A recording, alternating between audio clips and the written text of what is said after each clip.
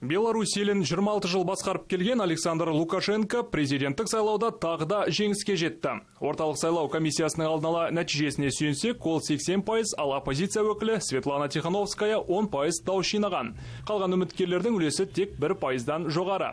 Бір қызығы, барлық кандидатқа қарсы дауыс бергендер саны 6%-дан асқан. Бұл ресми ақпарат. Ал оппозиция өкілдері Голос интернет платформасында Тихановская 80% дауыс жинады деп көрсеткен. Ресми ақпаратқа күмән келтірген көшеге шығып наразылық білдіріп жатыр. Полиция оларды басу үшін су шашып, көзден жас ағызатын газ, тіпті резина оқ қолданған. Ішкі істер министрлігінің хабарлауынша, мұндай толқулар 33 қалада өткен. Жалпы саны 3000-ға жуық адам ұсталып қамалған. 50-ден астамы зардап шекті. Ал Весна құқық қорғау орталығының өкілі Валентин Стефанович адам шығыны барын айтады. Бір адамның көз жұмғаны жайлы ақпарат бар. Акцияға шыққандарда арнайы техникалар келіп соқты. 3 адам ауыр жарақат алды. Бас жарақатын алғанның біреуі қайтыс болды. Беларусь тергеу комитеті наразылықтарға қатысып, ішкі істер органдарының қызметкерлеріне күш қолданғандарға қылмыстық іс қозғалғанын мәлімдеді.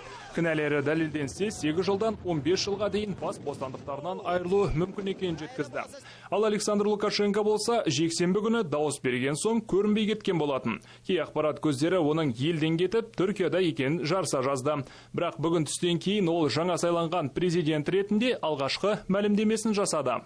Біреулер бұл мерекені бұзғысы келді. Шетелден түрлі қоңыраулар келгенін анықтадық. Польша, Ұлыбритания және Чехиядан. Олар біздегі не істерін білмеген қойларды кешіріңіз, басқарып жүр. Олар не істеп жатқанын түсінбейді. Александр Лукашенконы басқа мемлекеттердің президенттері құттықтауды бастап кетті. Олардың қатарында Қазақстан президенті Қасым-Жомарт Тоқаев та бар.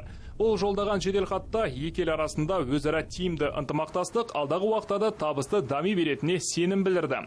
Айта кетсек, Александр Лукашенко 1994 жылдан бері Беларусь елін басқарып келеді. Заңға сәйкес ол енді тағы 5 жыл ел тізгінін ұстауға құқылы.